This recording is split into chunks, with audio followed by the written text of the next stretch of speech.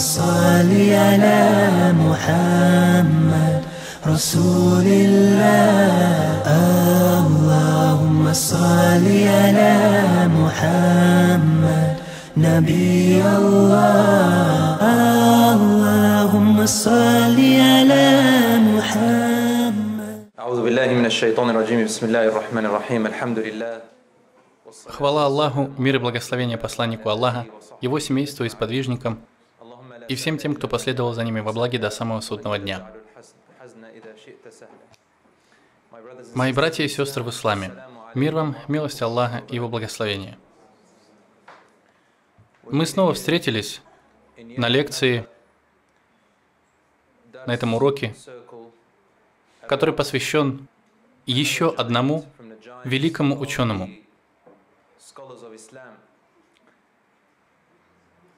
Одному из 4 великих имамов нашей уммы. Это второй имам, который основал свою знаменитую религиозно-правовую школу, свой мазхаб. Мы уже поговорили об имаме Абу Ханифе, и на прошлой неделе мы начали рассказывать про второго выдающегося ученого, Малика ибн Анаса. Да помилует их всех Аллах. И сегодня, иншаллах, мы продолжим говорить про имама Малика, так как на прошлой неделе нам не удалось полностью рассказать о его жизни. И, по правде говоря, 1 или 2 лекций слишком мало, чтобы описать жизнь таких выдающихся ученых. И это будет несправедливо с моей стороны. Но, тем не менее, я постараюсь вкратце рассказать вам о них, дать вам общую картину, чтобы вы могли представить себе, какими людьми они были, как они жили, как они мыслили, что предпочитали и как они основали свои мазхабы. Но самое главное, вы должны узнать об их нравах, их манерах и о том, как они получали знания. Вы должны знать, что люди в первую очередь учились их нравам и только потом получали от них знания. Они были не только учителями, но еще и образцами для подражания, с которых нам следует брать пример. Мы сказали, что имам Малик был личностью, обладавшей несравненным величием и благородством. Если бы вы посмотрели на него, то обязательно почувствовали бы к нему уважение. И это не только благодаря его знаниям. Вас поразила бы уникальная внешность, которой Аллах Свят Он и Велик одарил этого человека. Это был высокий, широкоплечий мужчина. Было видно, что он обладает большой силой. Но главное отличие от остальных жителей Медины было в том,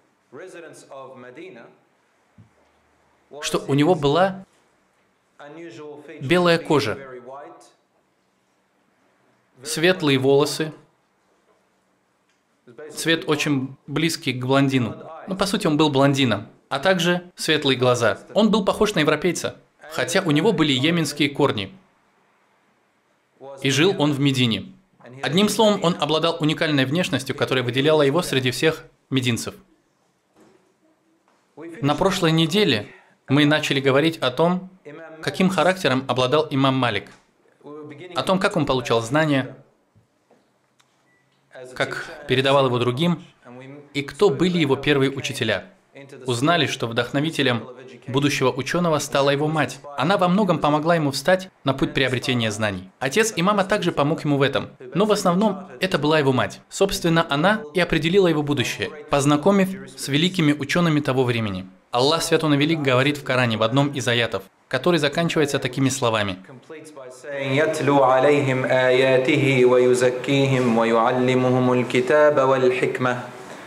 Аллах говорит нам о том, что Он отправил пророков,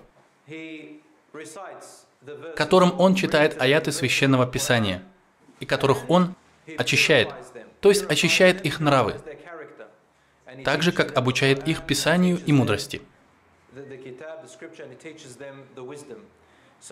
Итак, в каком бы аяте Аллах не упомянул нам о знании, дарованном пророком, Он непременно сопровождает его очищением,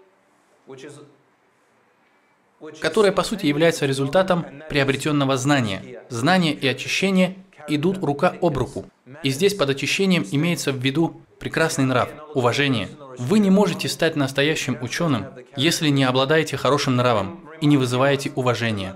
Это напоминает нам слова матери имама Малика, когда она привела его в мечеть пророка в Медине. И прежде чем познакомить его с выдающимся ученым Рабиа ибн Аби Абдуррахманом и другими, она посмотрела на него и сказала: «Сынок, в первую очередь ты должен изучить нравы своих учителей, и только потом их знания, то есть то, как они сидят, едят, как обращаются с людьми, движение их глаз. Говоря образно, то, как они завязывают шнурки на обуви. Сначала узнай это, и только потом получай знания», — сказала она сыну. Человек, обладающий знаниями, но не обладающий хорошим нравом, подобен ребенку, в руках которого оружие. От него не ожидаешь ничего, кроме смуты и бед. У турок есть пословица, которая гласит: «Если ты наполовину врач, то ты убьешь людей, а если наполовину ученый, то обязательно собьешь с прямого пути». Эту пословицу мне рассказал один имам, и она оказала на меня большое влияние, машаллах. Всевышний Аллах говорит в Коране: «О те, которые уверовали, почему вы говорите то, чего сами не делаете?» И поэтому одним из основных принципов имамов было то, что они всегда применяли в своей жизни то, чему учили других. И иншаллах сегодня мы узнаем, как строго имам Малик следовал тем знаниям, которые он передавал другим. И это качество объединяет всех имамов. Когда Аишу, да будет доволен ею Аллах, попросили описать пророка, да благословит его Аллах и приветствует, она сказала: «Его нравом был Коран». Что можно понять из вышесказанного? Мы не должны быть двуличными людьми, говорить одно, а делать совершенно другое. Мы не должны позволить нашим страстям управлять нами. Эти великие имамы не были такими. Я говорил вам, что образ мышления имама Малика, его понимание в вопросах фикха немного отличалось от понимания Абу Ханифы. Можно сказать, оно существенно отличалось в этом от остальных имамов, от Абу Ханифы, Аш-Шафи'и и имама Ахмада ибн Хамбаля. Отличие имама Малика в том, что он не любил заниматься противоречивыми вопросами в вероубеждении.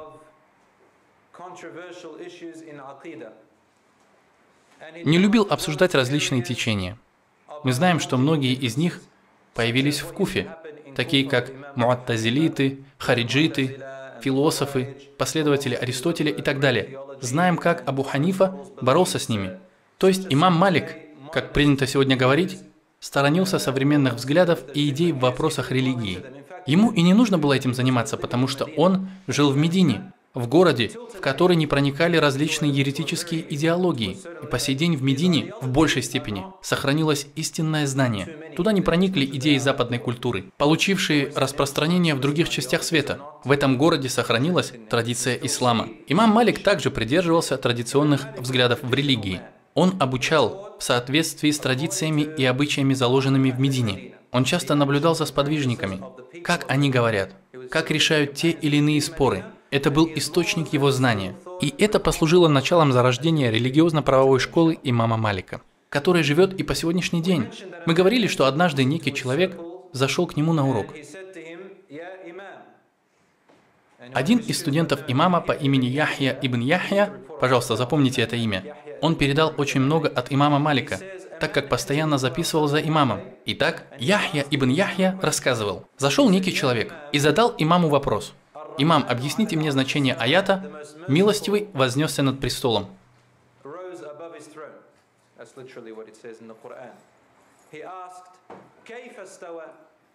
Как вознесся?»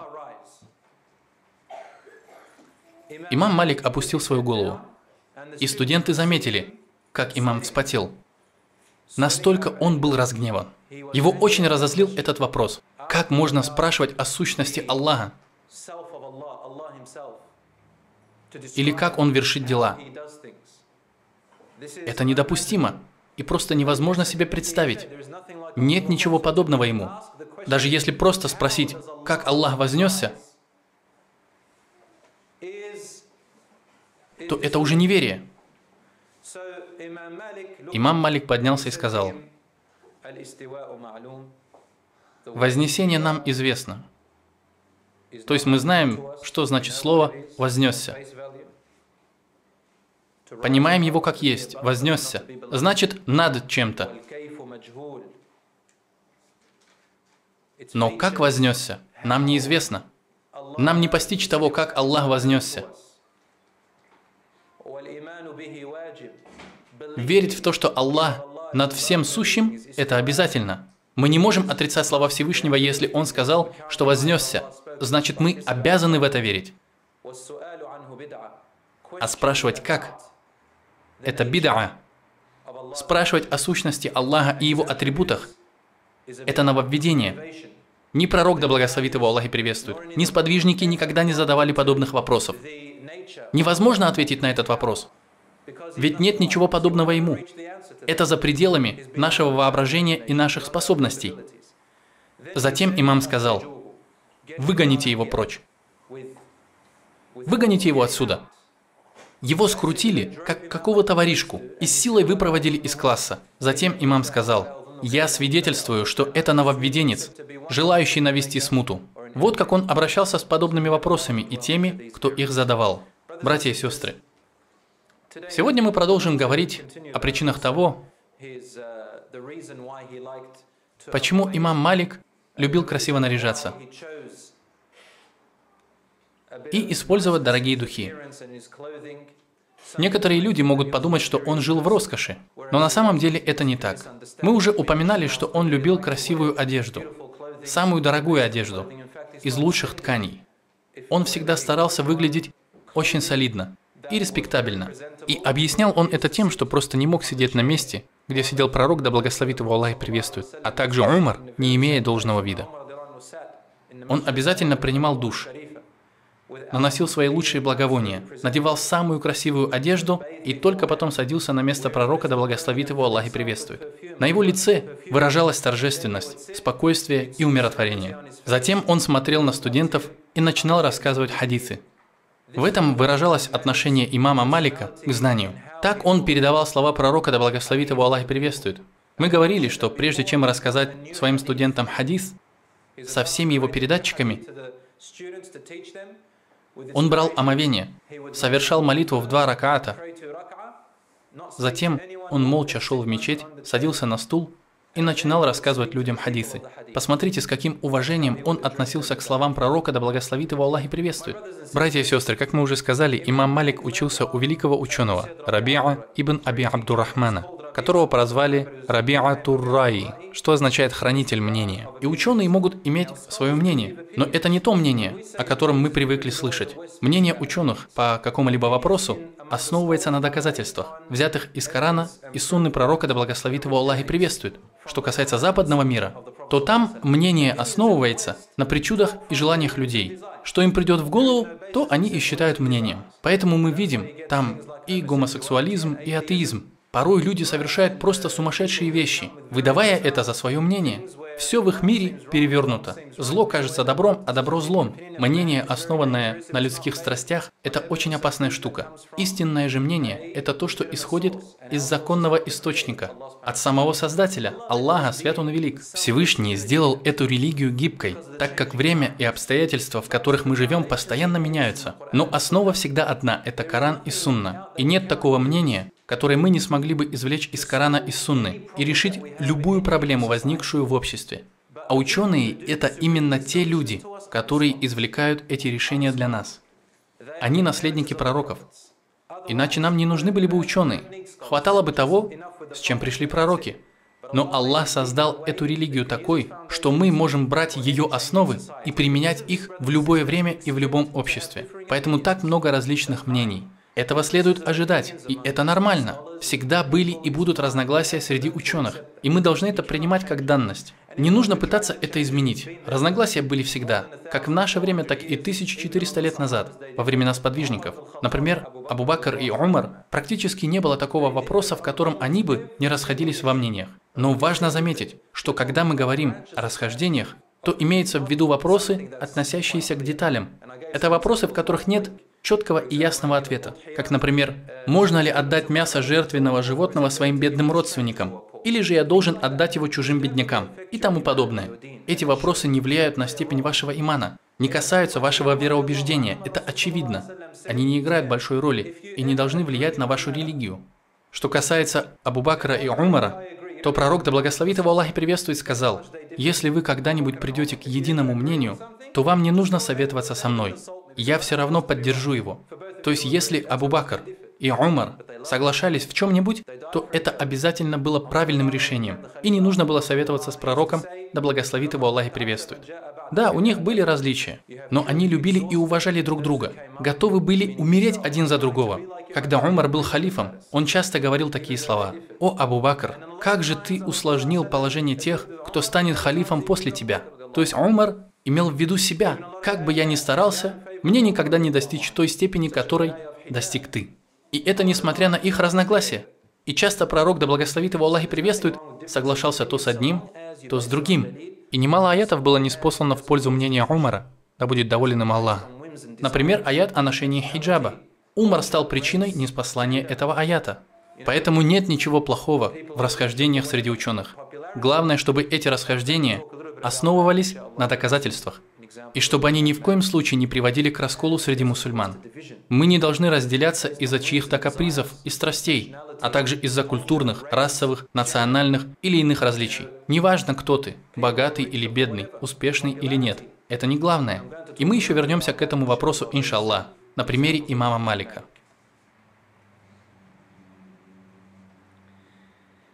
В вопросах фикха имам Малик руководствовался следующими принципами. Как и все другие ученые, включая Абу Ханифу, имам Малик в первую очередь искал доводы в священном Коране. Если он не находил там ясного решения, то он обращался к сунне пророка, да благословит его Аллах и приветствует. Если какой-нибудь хадис на эту тему, как поступал пророк, да благословит его Аллах и приветствует, и так далее. Если не находил ответа и в сунне, а это, как вы понимаете, уже совсем мелкие вопросы, относящиеся к деталям, то он обращался к сподвижникам. Что они думали по этому поводу? То есть он разбирал их мнение. Если имам не находил ясного ответа и среди сподвижников, то он обращался к единодушному мнению ученых, иджмаа. Так называется единодушное мнение всех великих ученых, как среди сподвижников, так и тех, кто был после них, вплоть до этой стадии. Все 4 имама единогласны в вопросах фикха. И вот здесь уже имам Малик отличался от других. Он использовал метод, который не применял ни один из имамов, ученых того времени. Они подвергали этот метод сомнению. И среди них был один из ближайших друзей имама, который учился вместе с ним. Его звали Аль-Лейс ибн Саад. Некоторые ученые, современники имама Малика, считали, что Аль-Лейс ибн Саад даже более знающий, чем имам Малик. Итак, чем же отличался имам Малик? Он брал в качестве довода обычаи и традиции жителей Медины. То есть он смотрел на то, как они поступали в той или иной ситуации, и говорил другим, чтобы они поступали так же. Надо сказать, что когда имам Малик появился на свет, в Медине проживало более 120 тысяч сподвижников пророка Мухаммада, да благословит его Аллах и приветствует. Люди зачастую обращались к ним, чтобы получить ответы на те или иные вопросы. Аль-Лейс ибн Саад писал имаму письма, в которых он говорил: «О имам, ты правильно делаешь, что обращаешься к сподвижникам, к этим великим славным людям. Это хорошо. Нет никого равного им по знаниям». Однако прошло уже 200 лет после пророка. Здесь уже примешиваются традиции жителей Медины. Ведь, как и у всех арабов, у них есть обычаи и традиции, свойственные только им. И это называется урф, традиции того или иного народа, которые не противоречат исламу. Однако мы не можем брать в качестве довода все, что делают жители Медины. Таким было мнение имама Аль-Лейса. Имам Малик уважал его мнение, но тем не менее считал себя правым в этом вопросе. Если имам Малик не находил ответа среди жителей Медины, он обращался к методу, которым также пользовался и Абу Ханифа. Это кияс, аналогия. Это значит найти решение методом сравнения. Мы берем положение, которое схоже с нашим вопросом, и говорим, что здесь действует такое же положение. Например, положение о курении. В этом вопросе ученые использовали кияс. Некоторое время назад ученые говорили, что курение является нежелательным, макрух. Но когда они поняли, какой вред это дело наносит человеку, ученые сказали, что курение так же губительно для человека, как и наркотики, алкоголь и другие опьяняющие вещества. На это указывает Коран и Сунна. И таким образом, методом аналогии, они пришли к выводу, что курение – это харам. И может оно не так губительно, как употребление алкоголя, но и то, и другое входит в одну и ту же категорию. Это и есть кияс, сравнение. Есть что-то, в чем имам Малик поистине очень отличался от других. Изучая его мазхаб, вы обнаруживаете много гибкостей. Я расскажу вам о 3 приемах, которыми пользовался имам Малик. Некоторыми из них пользовались и другие имамы, в частности, имам Абу Ханифа. Имам Ахмад, наоборот, не применял их в своем мазхабе. Один из этих методов назывался истихсан. Это когда из 2 возможных вариантов по вопросам фикха вы выбираете самый легкий или самый лучший. Итак, это означает выбрать самый легкий вариант. Второй метод, которым он пользовался, назывался садду зарааи, то есть предотвращение возможного вреда. Это когда что-то по своей сути дозволенное становится недозволенным из-за того, что оно может привести к запретному, и вы избегаете этого. Дам вам пример. Ибн аль-Кайим однажды применил этот метод на практике. Расскажу об этом вкратце, так как у нас мало времени. Итак, Ибн аль-Кайим аль-Джаузи, да помилует его Аллах, находясь в тюрьме, вынес решение, что продавать виноград является харамом. То есть он сделал запретным то, что является дозволенным по своей сути, но может привести к запретному. Это очень разозлило одного из знатных купцов, торговавшего виноградом. Вся его торговля пошла на спад. И когда он спросил у Ибн аль-Каима, зачем он вынес такую фетву, тот ответил: брат мой, я вынес такое решение, чтобы предотвратить вред, к которому приведет продажа винограда. Ведь все знают, что из винограда делают вино и другие алкогольные напитки. И этот торговец продавал свой виноград людям, которые изготавливали из него вино, а затем продавали это вино на черном рынке. Как результат, среди людей распространилось пьянство и другие грехи. Поэтому возникла необходимость запретить продажу винограда на какое-то время. И это называется предотвращение возможного вреда. И если необходимо сделать выбор между 2 запретными вещами, то мы выбираем то, что менее греховно. И 3-й метод – это общественная польза. Какая-то вещь является дозволенной или установленной. Но если ее использование может причинить вред обществу, то мы должны отбросить ее и прекратить пользоваться ею. Например, во время халифа Умара, да будет доволен им Аллах, был такой период, когда ворам не отрубали руки. Почему? Потому что тогда была засуха, распространилась нищета и голод. У людей просто не оставалось другого выбора, кроме как украсть, иначе смерть. Поэтому Умар решил, что нет, мы не будем отрубать руки некоторое время, потому что это было бы несправедливо. По отношению к ворам применялось какое-то другое, менее тяжкое наказание, например, арест или штраф. А иногда их просто прощали в зависимости от ситуации. Это и есть общественная польза, когда смотрят на пользу и вред для общества в целом. Имам Малик широко использовал этот метод, и многие ученые брали пример с его мазхаба, хотя сам имам Малик был очень традиционным, или, как еще говорят, ортодоксальным ученым. Ведь он всю жизнь прожил в Медине, в городе, в котором и по сей день традиционные взгляды очень сильны. То же самое и в Мекке. Там все строго, в одном направлении. Поэтому часто бывает так, что фетвы, выносимые на Западе, не подходят для жителей Мекки и Медины. И я говорю это с полной ответственностью, пониманием и искренностью, иншаллах. Итак, мазхаб имама Малика был самым гибким и легко приспосабливаемым к новым условиям. И это благодаря 3 методам, о которых мы поговорили. Остальные имамы часто не соглашались с ним, кто в большей, а кто в меньшей степени. Теперь поговорим о том, как имам Малик относился к своим учителям и наставникам. Однажды имам находился в компании 2 своих учителей. Один из них был Рабиа ибн Аби Абдур-Рахман, или хранитель мнения, как его назвали, а другого звали Ибн аз-Зухри. Имам Малик был намного младше них, хотя он уже достиг уровня большого ученого. Мы говорили, что в 21 год он уже выносил фетвы. Люди приходили со всего мира, чтобы брать у него знания. И это в 21 год. Чем сегодня занимаются 21-летние ребята? Мчатся на самокатах или скейтбордах по улицам, стараясь обогнать друг друга и заслужить внимание девушек.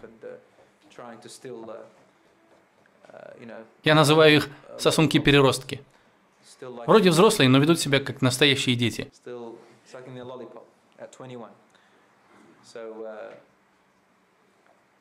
Я не хочу никого обидеть этими словами, Ну, ведь вы понимаете, о ком я говорю. Ему 21, а он все еще мальчишка. В 21 год имам Малик уже выносил фетвы.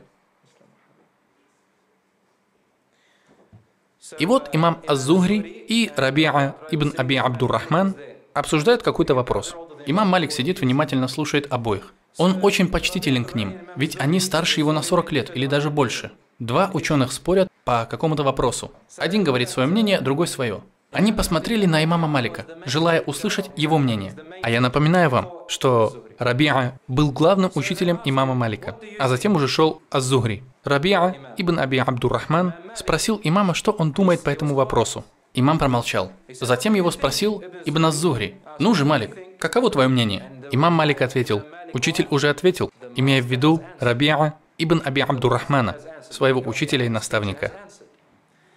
Ибн Az-Зухри сказал: «Клянусь Аллахом, мы не выйдем отсюда, пока не услышим твое мнение, о Малик. Говори же, мы настаиваем». Имам Малик все-таки сказал свое мнение. И оно оказалось прямо противоположным мнению его учителя, Рабиа ибн Аби Абдур-Рахмана. Ибн Az-Зухри посмотрел на него и сказал: «Я согласен с твоим мнением». И затем они разошлись с чувством глубокого уважения друг к другу. В чем смысл этой истории? Посмотрите, как имам Малик относился к своему учителю. В этом поучительный урок для детей и для их родителей. Дети, как вы относитесь к своим родителям? Проявляете ли вы к ним уважение и почет, даже если они не правы в чем-то?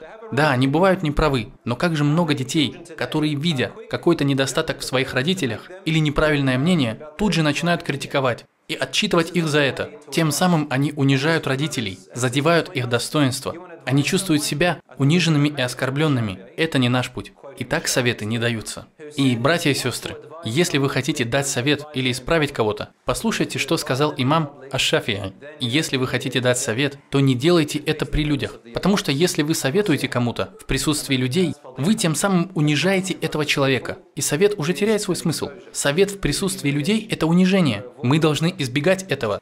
Итак, даже если человек не прав, поправьте его должным образом. На следующей неделе я расскажу вам, как один из студентов имама Аш-Шафии очень аккуратно и почтительно исправил его учителя, когда все уже разошлись. Но это на следующей неделе, иншаллах.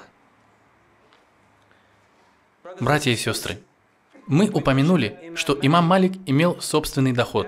Были еще несколько источников, из которых он получал средства. Но я хочу сказать вам, что он никогда не был придворным ученым. И, к сожалению, есть люди, которые так считают. Ни он, ни другие имамы никогда не полагались на какие-либо фонды, государственные учреждения или мечети. Никогда не просили у них денег на содержание.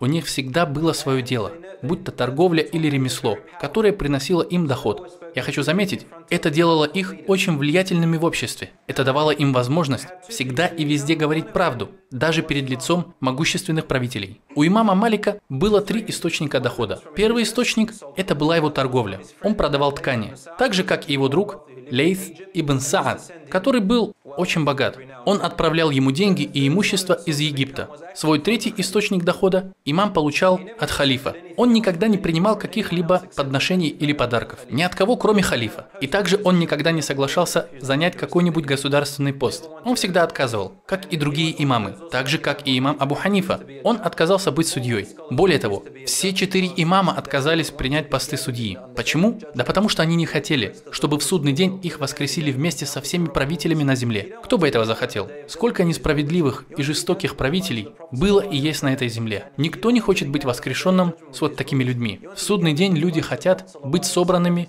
вместе с пророком, да благословит его Аллах и приветствует, и его благородными сподвижниками. Никто не хочет оказаться рядом с диктаторами, поэтому имам Малик и не хотел становиться судьей. Итак, почему же он принимал дары от халифа? И я не говорю здесь о денежном пособии, это были просто дары.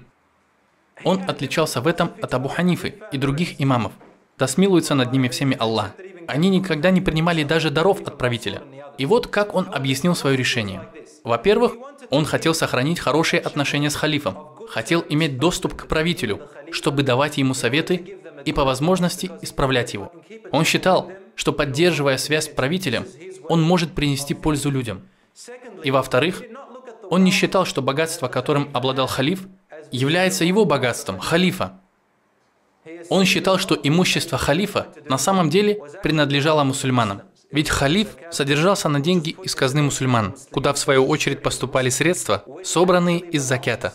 Эти средства на самом деле принадлежали муджахидам, тем, кто сражался на пути Аллаха, тем, кто защищал исламское государство. Также эти деньги принадлежали беднякам, студентам, требующим знания, их учителям, ученым, вдовам, сиротам. Имам Малик был одним из учителей, которые передавали знания. Итак, он считал эти средства принадлежащими простым людям, а не халифу. И я приведу вам еще одно доказательство, почему он так считал. Скоро, иншаллах. Вот причины, по которым он принимал подарки от халифа, но только от халифа, и ни от кого более. Есть история о том, как однажды имам Малик принял дары от своего друга, Лейса ибн Саада.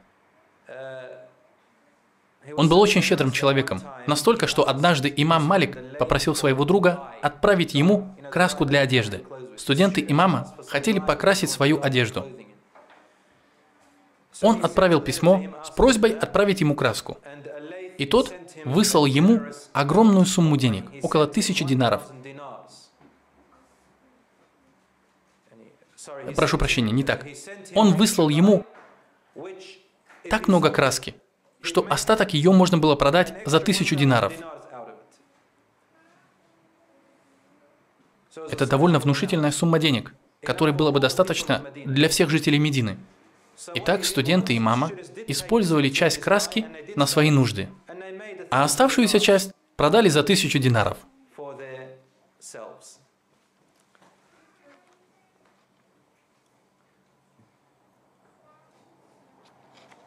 Об отношении имама Малика с властью мы поговорим в конце, иншаллах. Сейчас я бы хотел рассказать вам о теме, которой мы не касались подробно. Давайте поговорим о том, как имам Малик одевался, какую одежду любил и так далее.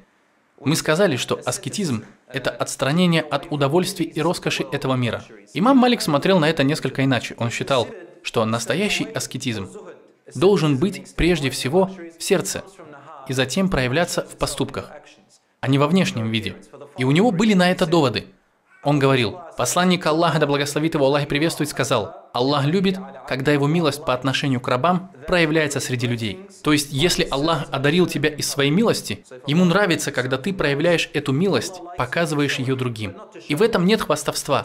Можно показывать милость, данную Всевышним, и при этом быть скромным человеком. Также имам Малик знал, что он стоит там же, где когда-то стоял сам посланник Аллаха, да благословит его Аллах и приветствует. И поэтому он должен иметь самый достойный вид. Ведь Аллах сказал в Коране, когда идете в мечеть, украшайтесь, надевая самую лучшую одежду, особенно в пятницу. Поэтому имам Малик любил украшаться и надевать самую лучшую одежду. Он полагал, что тот, кто обучает людей, должен иметь самый прекрасный облик. И более того, это оказывает психологический эффект на людей. Такой была философия имама Малика. У него были свои доводы, и если кто-то имел другое мнение, то он относился к нему с уважением. Был один аскет, который избегал мирской суеты, жил в пустыне и все время поклонялся Аллаху. Однажды он написал имаму Малику письмо, в котором говорил: «О имам, оставь все эти красивые слова и отправляйся в пустыню. Здесь ты будешь жить простой и неприхотливой жизнью. Будешь проводить все время в поклонении». Это похоже на то, к чему призывает суфизм, течение, которое возникло впоследствии. Они, суфии, очень часто говорят об аскетизме, отрешении от мирского и так далее. Но не все они такие. Сегодняшние суфии совершают дела, на которые нет основы в религии. Когда же мы говорим о настоящих суфиях, то имеем в виду тех, кто жил в прошлые времена. А вот они-то и были аскетами. Вели очень скромный образ жизни и избегали мирской роскоши. Среди них, например, Аль-Хасан Аль-Басри и другие. Сам пророк, да благословит его Аллах и приветствует, был аскетом, а также его сподвижники – Абу Бакр, Умар и другие. Все они были аскетами, в том смысле, что они не позволяли мирскому войти в их сердце. Однако украшать себя или красиво одеваться не противоречит сунне пророка, да благословит его Аллах и приветствует. Однажды пророка, да благословит его Аллах и приветствует, спросили: «О посланник Аллаха, если человек любит одевать красивую обувь и одежду, то является ли это проявлением гордыни?» Пророк, да благословит его Аллах и приветствует, ответил: «Поистине Аллах красив, и Он любит красоту. Поэтому будьте красивыми и нарядными, не приступая границы ислама, конечно же». И вот так имам Малик ответил на письмо того аскета. Обратите внимание на уважительный тон имама. Аллах распределил благие поступки среди своих рабов так же, как Он распределил среди людей их пропитание и удел. Кому-то Он дал радость в молитве больше, чем в посте. Кто-то совершает хадж с большим удовольствием, чем выплачивает закят. Случилось так, что ты находишь свое удовольствие в отречении от мирских благ и красот, а также в постоянном поклонении. Я же нахожу свое удовольствие в получении знаний и обучении людей. Я доволен тем, что Аллах даровал мне, и поэтому мне хочется проявлять это на людях. Тем не менее, я надеюсь, что мы оба на истинном пути. Вот как ответил ему имам Малик. Обратите внимание, с каким уважением, добротой и заботой они обращались друг к другу. Сколько теплоты в их словах. В этом проявляется настоящее исламское братство. Они просят у Аллаха друг за друга, не пытаются унизить один другого. Кто обладает искренностью, тот желает своему брату только блага и старается помочь ему с помощью Всевышнего. Вывод таков, что нам не нужно копировать друг друга. Кто-то очень скромен, и я буду таким. Или кто-то любит красиво одеваться, и я тоже буду. Нет, не нужно слепо подражать друг другу. Не надо думать, что за вами постоянно следят, и что вы постоянно делаете что-то не так. У имама Малика был перстень с черным камнем, на котором было написано «Достаточно мне Аллаха, и Он лучший покровитель». Это не значит, что все мы теперь должны носить такой перстень. Будь проще. Ведь Аллах сказал в Коране: «Мы не ниспослали этот Коран, чтобы сделать твою жизнь несчастной и полной тягот. Наоборот, эта религия делает нас счастливыми, дает нам возможность выбирать среди удовольствий, которыми Аллах одарил нас». Аллах говорит: «Скажи, кто запрещает праведным рабам Аллаха наслаждаться удовольствиями и красотами, которые Аллах создал для них на этой земле?»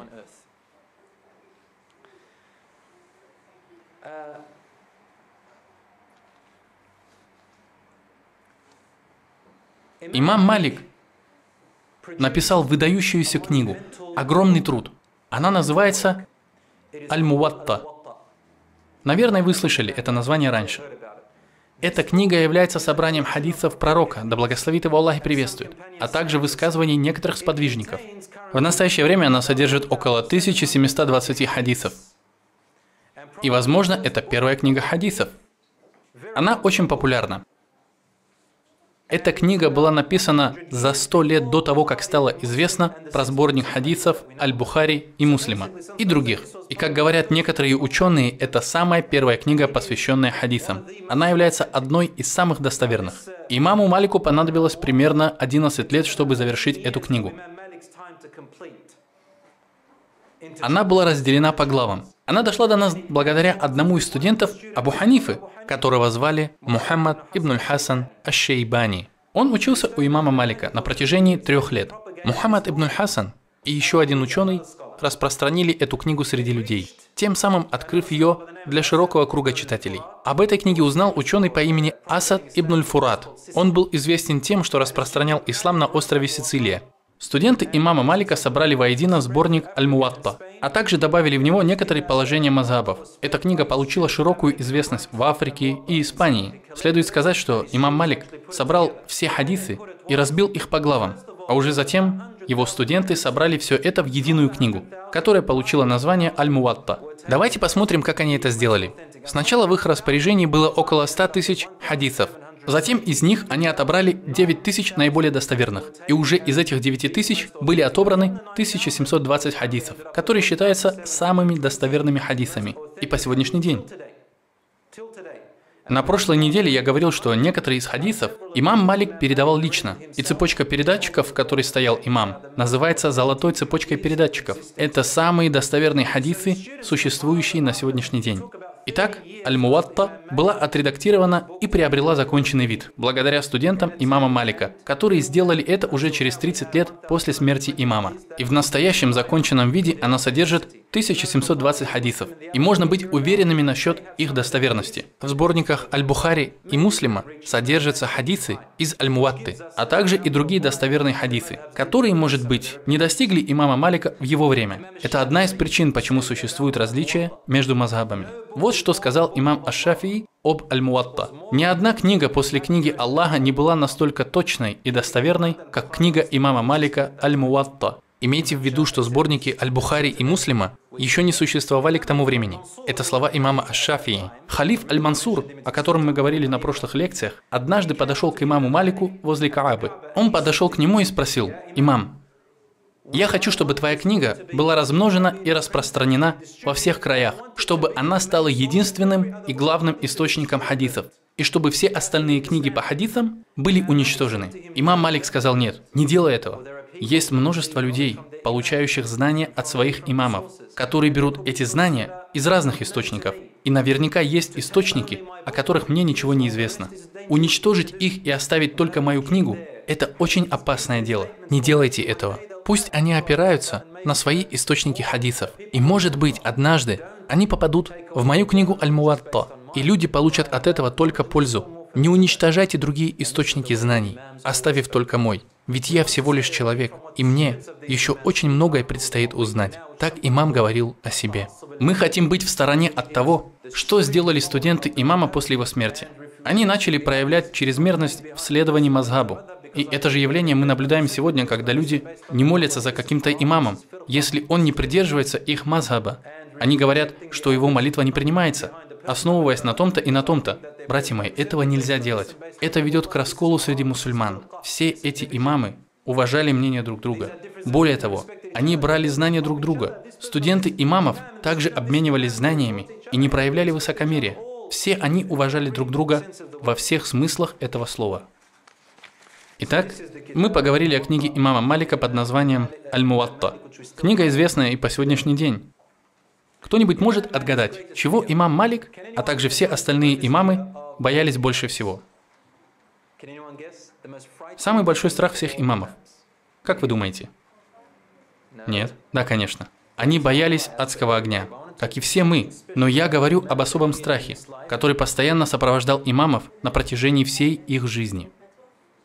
Очень хорошо, молодец. Больше всего они боялись давать фетвы на основании иджтигада, когда кто-то спрашивал какой-нибудь вопрос, и им приходилось выносить решение. Это самый страшный момент для всех ученых. И особенно это касалось 4 имамов и тех ученых, что жили в их времена. Это указывает на то, что они были очень набожными людьми.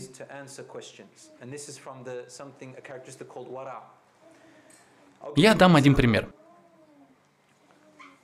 Каждый раз, когда имама Малика просили вынести решение, которое не существовало до этого, то есть ученые еще не разбирали этот вопрос, он просил человека немного подождать. Имам шел делать омовение, затем возвращался, садился на свое место и начинал со словами: «Нет мощи и силы, кроме как у Аллаха». После этого он давал ответ, основываясь на своих знаниях. Он часто говорил: «Нет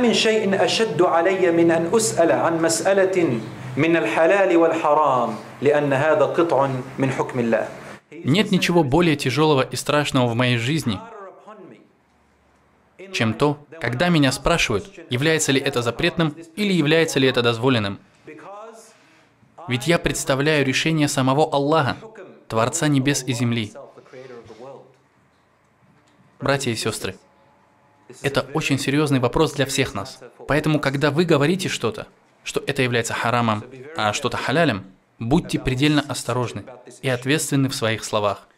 Знаете ли вы, какие слова были девизом всех этих ученых?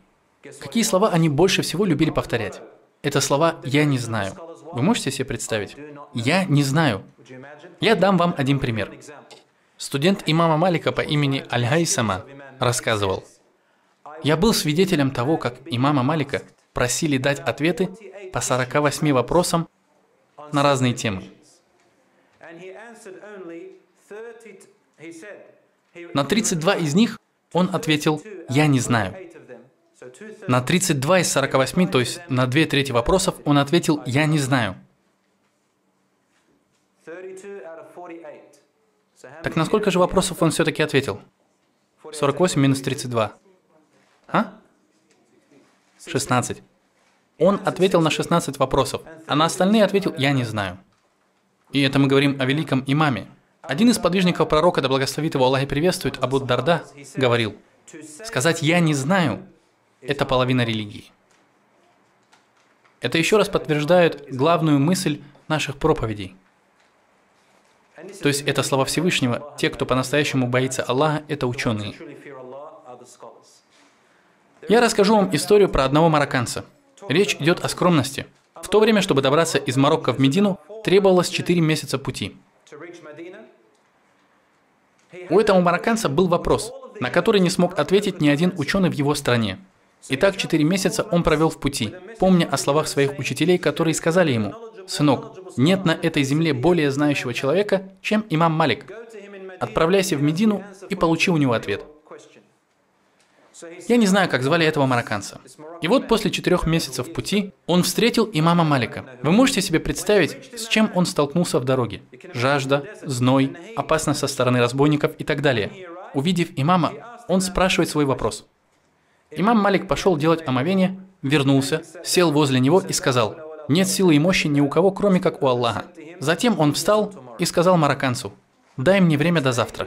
На следующий день он сделал то же самое, произнес те же слова и затем ответил: «Я не знаю ответ на твой вопрос». Изумленный марокканец встает и говорит: «Уважаемый имам, все ученые Марокко ждут, какой ответ я принесу им. Я 4 месяца провел в пути, чтобы добраться до сюда, и мне нужно еще 4 месяца, чтобы вернуться. Сколько всего? 8 месяцев. Я провел 8 месяцев в пути, и все ради того, чтобы сказать им: имам Малик не знает? Имам Малик не знает ответа?» Имам Малик посмотрел на него со всем присущим ему величием и достоинством, а затем сказал: «Возвращайся и скажи своим учителям, что имам Малик не знает». Марокканец вернулся домой и передал слова имама: «Я не знаю». Он знал цену этим словам, ведь они могли защитить его от адского огня. Если он узнавал, что совершил ошибку, он собирал своих студентов и разъяснял, где он ошибся, и делал это на глазах у всех. Должен вам сказать, что это очень сложно. Это требует большой смелости. Сказать, что я говорил раньше неправильно, что я ошибался. Правильно вот так. Однажды во время хаджа халиф Абу Джа'фар аль-Мансур подошел к нему и спросил несколько вопросов. Затем он сказал, что решил распространить его книгу Аль-Муатта. Об этом мы уже говорили. Имам ответил, что не нужно этого делать. Он сказал: «О правитель правоверных, не заставляйте людей принимать то, в чем может быть ошибка. Ведь я простой человек, который может ошибаться и менять свое решение со временем». Как мы уже сказали, книга Аль-Муатта была видоизменена студентами имама, пока не приобрела законченный вид. Братья и сестры,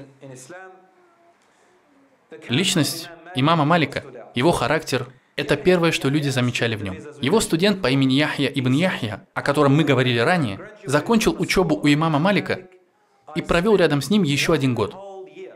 То есть имам Малик квалифицировал его и дал ему разрешение самостоятельно вести уроки. Но он решил побыть с ним еще 1 год. Он продолжал.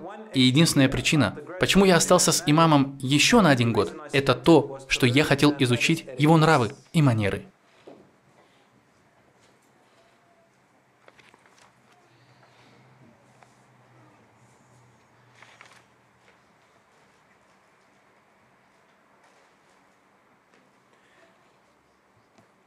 В отличие от Абу Ханифы,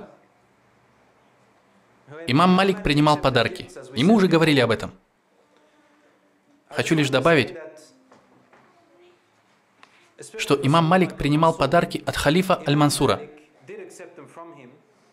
в то время как Абу Ханифа проявлял хитрость, чтобы не брать ничего от халифа. Когда Аль-Мансур давал ему что-то, Абу Ханифа говорил: «Хорошо, я возьму, только оставьте это у себя, поскольку вокруг меня постоянно кружатся воры, и я боюсь, что они украдут ваш подарок». Это была хитрость Абу Ханифы, чтобы не брать подарки. И спустя некоторое время, уже после смерти Абу Ханифы, Аль-Мансур обнаружил, что имам содержал всех своих студентов, и он кормил и одевал их, и при этом просил халифа оставить подарки у себя. Он просто не хотел ничего брать от правителя. Имам Малик же наоборот, брал подарки.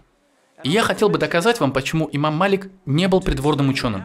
Даже несмотря на то, что он брал подарки от халифа. Просто находятся такие люди, которые называют имама Малика ученым при халифе. Это неправильно. Некоторые любят злословить про ученых. Да, имам Малик пошел против традиции ученых и принимал подарки. Он считал это стереотипом ученых. То есть вот, они такие важные, заходят к правителю и начинают перечислять его ошибки. Жестко стоят на своем. И если им предлагают дары, они считают это попыткой задобрить их со стороны правителя. И поэтому наотрез отказываются принять их. Например, как имам Абу Ханифа. Хоть он и никогда не воевал лично против несправедливых халифов, но при этом он поддерживал мятежников. Не напрямую, а косвенно. И его целью было исправить власть, чтобы правители осознали свои ошибки и начали исправляться. Имам Малик был другим. Он обладал большим влиянием, но при этом не стремился подорвать государственные устои. Тем не менее, ему тоже пришлось испытать пытки и мучения. Все 4 имама, даже несмотря на их различия в отношении к власти, все они побывали в тюрьме, и их всех подвергали пыткам. И даже имам Малик испытал это, несмотря на его лояльное отношение к власти. Другие имамы считали, что перемены должны идти снизу, из народа. Имам Малик же считал, что нет. Перемены должны идти сверху. Нужно исправлять правителей, давать им советы, и только это может изменить дело к лучшему. Имам Малик был свидетелем падения династии Амиядов и возвышения династии Аббасидов. Он жил при 8 амиядских халифах, а также при 5 халифах династии Аббасидов. Это 90 с лишним лет. Между прочим, он прожил больше всех среди имамов. К примеру, имам Аш-Шафии прожил всего 54 года, субханаллах. Имам Ахмад и Абу Ханифа прожили около 70 лет. Как я сказал, имам Малик не был придворным ученым. Я дам вам пример, почему он не был таковым. Однажды правитель Харун ар-Рашид дал клятву что-то сделать, но затем нарушил свою клятву. Это известный халиф Харун ар-Рашид. И вот он сказал: «Клянусь Аллахом, я сделаю это». Но он нарушил клятву, так и не сделав то, что обещал. Мы знаем, что нужно делать в такой ситуации. Нужно искупить клятву, которую человек не выполнил, или которую нарушил. Как искупить? Нужно освободить раба. Если не можете это сделать, то накормить 10 бедняков. Если вы не можете накормить 10 бедняков, то должны поститься 3 дня подряд. И вы выбираете тот вариант, который вам под силу. Харун ар-Рашид хотел выяснить, как ему лучше поступить. Он созвал ученых, и один из них сказал халифу: «Вы можете выбрать любой из этих вариантов, любой, который вам по душе». Имам Малик же сказал: «Нет, вы должны поститься 3 дня». Харун ар-Рашид говорит: «Ну я могу выполнить и другие варианты. Я могу освободить раба, и у меня есть средства, чтобы накормить 10 человек. Почему же я должен именно поститься?» Имам смело и без какого-либо страха ответил ему: «Деньги, которые у вас, принадлежат не вам, а мусульманам. И если мы вернем все деньги, которые у вас, к их законным владельцам, у вас ничего не останется. И тогда у вас не будет возможности накормить 10 бедняков или освободить раба. Вы будете нищим, у которого ничего нет». Вспомните Умара ибн Абдуль-Азиза, одного из самых выдающихся правителей. Его еще называют 5-м праведным халифом. Однако он умер бедняком. Итак, вот имам Малик ответил ему: «Ваши деньги принадлежат мусульманам, и если их взять, то у вас ничего не останется. Поэтому вам следует поститься 3 дня». Вывод можно сделать следующий. Имам Малик был очень смелым и решительным ученым. И принятие им подарков от правителей совсем не означало, что он придворный ученый, в отличие от некоторых ученых сегодня. И если с ним не соглашались, он не отчаялся, а смело держался за свое мнение, основанное на доводах. Однажды Харун ар-Рашид дал имаму Малику 3000 дирхемов. И он сказал, что как только эти деньги дойдут до имама, он должен будет немедленно явиться к халифу. То есть он должен будет покинуть Медину и отправиться в Багдад, в Ирак. Помните, на прошлой лекции мы сказали, что имам Малик никогда не покидал Медину, кроме хаджа. Он даже не ездил верхом на лошади или верблюде, будучи в Медине, считая, что он не смеет поднимать свои ноги над землей, в которой похоронен пророк, да благословит его Аллах и приветствует. Такой был имам.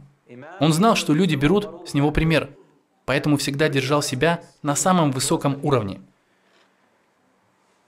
И вот это письмо с требованием прибыть в Багдад, из-за каких-то 3000 динаров, он отправил эти 3000 динаров обратно к халифу со словами: «Я никогда не покину Медину», дав понять тому, что пусть даже не мечтает об этом. И что сделал Харун ар-Рашид? Он отправил ему в дар в 2 раза больше, 6000 динаров. не ставя при этом никаких условий. Посмотрите, какое уважение. Увидев эти деньги, имам Малик сказал своим студентам: من ترك شيئا لله عوضه الله خيرا منه. кто оставит что-либо ради Аллаха, Аллах даст ему взамен лучшее. Это слова пророка, да благословит его Аллах и приветствует. Халифы отправляли своих детей к имаму Малику. Более того, некоторые халифы были когда-то студентами имама. Вы можете себе это представить? Есть одна интересная история. Когда имам заходил во дворец к правителю, он отказывался садиться сзади. Он никогда не проходил сквозь ряды людей, чтобы сесть где-то там. Нет. Он всегда требовал, чтобы ему дали самое лучшее место. И не напротив халифа, а рядом с ним. Кто-нибудь знает, почему он так делал? У нас нет времени для викторины, я просто скажу вам. И все, скоро будет азан. Имам Малик хотел показать людям, что ученые – это главные, самые влиятельные люди в обществе. Они главнее даже, чем халифы. И это правда. Не халифы – наследники пророков, а ученые. Вот кто наследники пророков. Тем самым имам хотел показать, что знание, которое пришло от пророка, да благословит его Аллах и приветствует, выше и ценнее, чем любые повеления правителя. Поэтому он всегда настаивал, чтобы ему давали самое лучшее место. Я не имею в виду дворец халифа в Багдаде. Я говорю про резиденцию халифа в Медине. Или когда он был в Мекке. Зайдя во дворец, он смотрел на халифа сквозь ряды людей, которые сидели так же, как вы сейчас сидите. Затем он звал халифа, который удивленно смотрел на него. Имам говорил: «О повелитель правоверных, неужели ты допустишь, чтобы твой имам сидел на задних рядах?» Халиф отвечал: «Ни в коем случае, разойдитесь же, дайте пройти имаму». Затем он усаживал имама прямо возле себя. Когда имам садился возле халифа, он говорил ему следующее. И послушайте внимательно, что он говорил халифу. Представьте себе эту ситуацию. Халиф требует, чтобы люди расступились. Дайте пройти имаму. Затем он сажает его рядом с собой на свое кресло. Имам смотрит на халифа и говорит: «О повелитель правоверных, Аллах Свят Он и Велик говорит: يا أيها الذين آمنوا لا ترفعوا أصواتكم فوق صوت النبي. О те, которые уверовали, не возвышайте свои голоса выше голоса пророка. Я пришел сюда, чтобы рассказывать хадисы посланника Аллаха, да благословит его Аллах и приветствует. Поэтому не повышай свой голос выше моего голоса, потому что это не мои слова, это слова пророка». И халифу приходилось понижать свой голос в присутствии имама Малика. Вот что значит обладать достоинством. Он всегда говорил правду. Однажды имам Малик зашел в резиденцию правителя и попросил стакан воды. Ему подали королевский бокал, вокруг которого было серебряное кольцо. Он посмотрел на этот бокал с серебряным кольцом, затем положил его на место. Не сделав ни одного глотка и не сказав ни слова, он покинул дворец. В то время халифом был Аль-Махди, один из бывших учеников имама. Он сказал: «О, имам, почему вы уходите?» Имам ответил: «Я не буду пить из бокала, на котором серебряное кольцо». После этого случая халиф Аль-Махди приказал снять все серебро с посуды и бокалов дворца. Это еще раз доказывает, что имам Малик не был придворным ученым. Иначе разве мог бы он сделать так в присутствии халифа? Нет, не сделал бы. И последнее. Из-за своей правдивости и прямоты имаму Малику все-таки пришлось испытать тяжелейшие испытания. У него произошел конфликт с властью. У всех имамов был конфликт с властью. Однажды началось восстание против халифа Абу Джафара Аль-Мансура. Имаму Малику было тогда около 60 лет.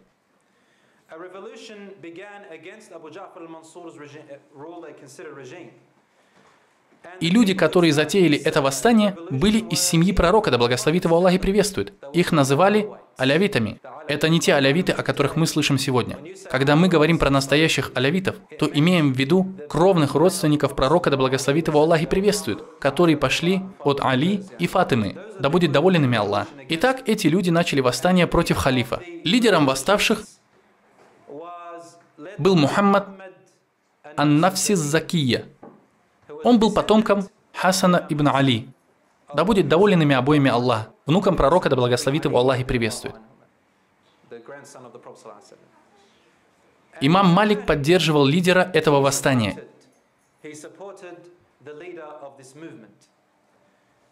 и желал, чтобы он достиг успеха.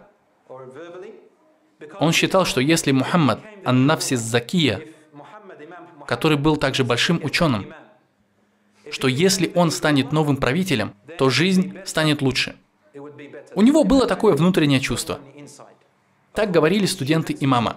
Он считал, что если Мухаммад станет новым халифом, жизнь мусульман наладится. И вот что произошло в один день. Новый наместник халифа в Медине, желая узнать мнение людей о себе, по существу начал принуждать людей поклясться ему в верности. То есть требовал, чтобы народ выражал ему свою преданность и верность. И это делалось под принуждением. Людям это очень не понравилось. И поэтому восстание усилилось еще больше. Однажды кто-то задал имаму Малику вопрос с политическим подтекстом. Умный имам Малик сразу же понял, в чем суть дела. Итак, вопрос был следующим. Если кого-то принуждают развестись с женой, и он разводится, то считается ли такой развод действительным? Имам Малик ответил: в религии ислам ничто не действительно под принуждением. Ничего. Все, что под принуждением, недействительно. Если человека заставляют развестись, говоря «разведись с ней, а то будет то-то или то-то», и он разводится, то такой развод не считается. Как мы уже сказали, это был вопрос с политическим подтекстом. То есть он имел в виду, что если нас принуждают дать клятву верности наместнику халифа, то такая клятва недействительна, и этот наместник незаконный. Это стало большой проблемой, огромной проблемой для людей. Ответ имама дошел до самого халифа, и тот отправил имаму письмо с требованием отречься от своих слов и прекратить давать подобную фетву. На это имам ответил: «Я не могу скрывать знание, если оно дошло до меня». Затем к нему был отправлен шпион, который внедрился в один из кружков имама. Этот шпион снова задал тот же вопрос, для того, чтобы удостовериться, продолжает ли имам стоять на своем или нет. То есть он испытывал его. Шпион спросил его, и имам ответил точно так же, как он сделал это в прошлый раз, хорошо понимая последствия своих слов.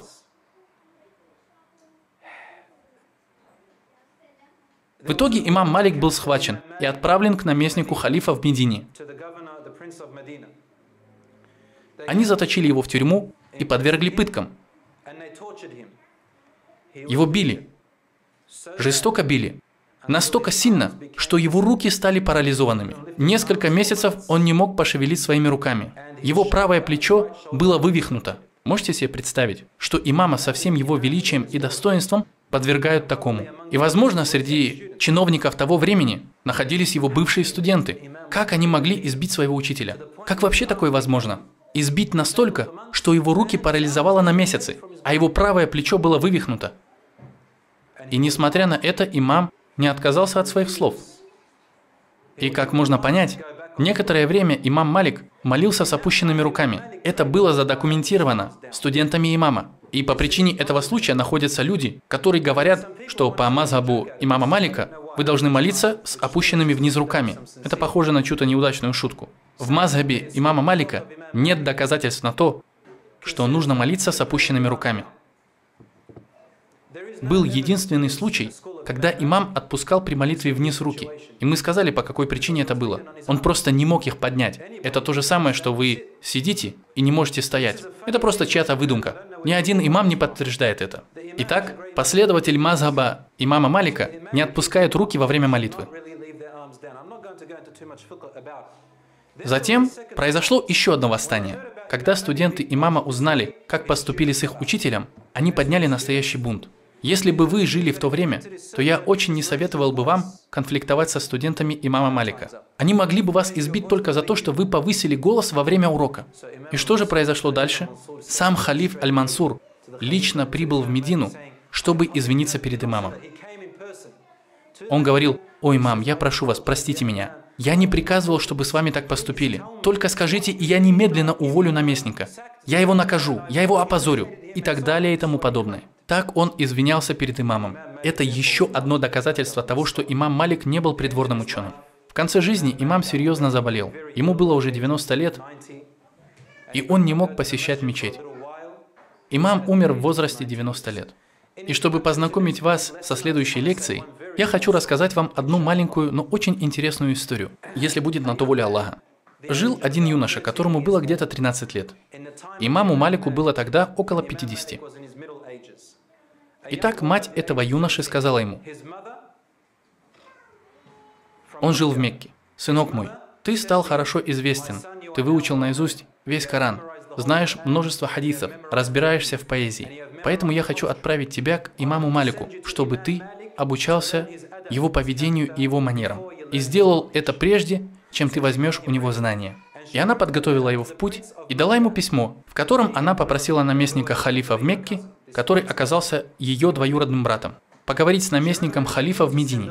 Она отправила письмо, адресованное наместнику в Медине, чтобы тот повел ее сына к имаму Малику, то есть чтобы походатайствовал за него.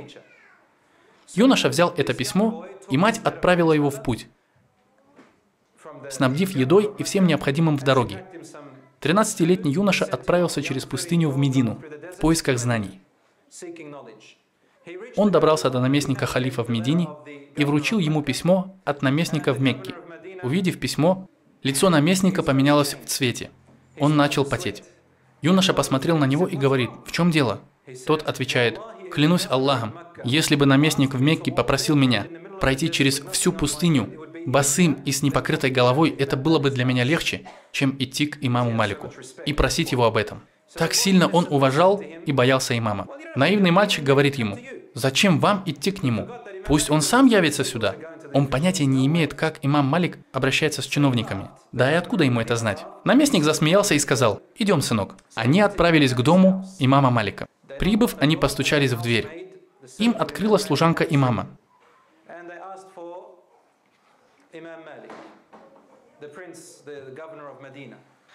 Она сказала: «Если у вас религиозный вопрос, то сейчас не время. Напишите свой вопрос, и я передам его имаму. Если же вы хотите узнать про хадис, то отправляйтесь в кружок имама, который начнется в определенное время. Если это государственный вопрос, то сейчас не время. Приходите в следующий раз». Наместник говорит ей: «У меня письмо от наместника халифа в Мекке». Впоследствии этот юноша рассказывал: «Я увидел высокого, крупного мужчину со светлыми волосами, синими глазами и белой кожей. Он сильно отличался от рядовых жителей Медины. Он подошел к двери и встал передо мной. Служанка подала ему стул, на который он сел. Затем имам спросил: какой вопрос у наместника халифа? Наместник в Медине просто передал ему письмо, ничего не сказав. Прочитав письмо, имам Малик отбросил его в сторону и сказал: нет мощи и силы ни у кого, кроме как у Аллаха. Неужели наступило время, когда получение знаний зависит от покровительства того или иного чиновника? Он посмотрел на юношу, который сказал ему: да исправит Аллах шейха. Юноша продолжил: я Курайшид. Я принадлежу к родословной пророка, да благословит его Аллах и приветствует. Этими словами он заставил имама выслушать его. Ведь все обязаны уважать потомков пророка, да благословит его Аллах и приветствует. Я Курайшид. Я выучил Коран, когда мне было 7 лет. А к 10 годам я выучил наизусть вашу книгу Аль-Муатта со всеми цепочками передатчиков. Моя мать отправила меня сюда, чтобы я получал знания у вас. Имам Малик посмотрел на него и сказал: сынок мой, бойся Аллаха и остерегайся грехов. Если последуешь моему совету, то тебя ожидает хорошая судьба. Кто-нибудь догадался, кем был этот мальчик?